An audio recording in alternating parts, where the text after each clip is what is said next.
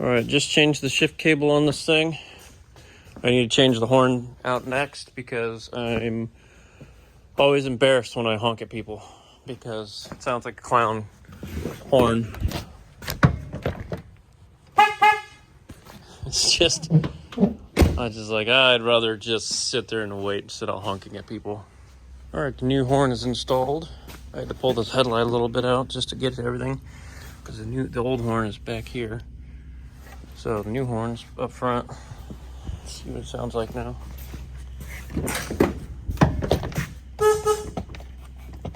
Okay, so the last set of horns, this one, was really junky.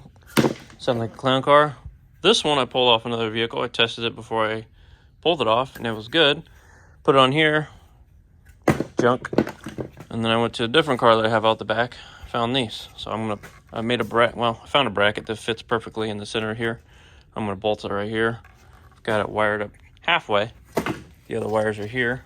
Just gonna make a splice and run some coating cover over to here, and then I'll have horns again that don't sound like a clown car.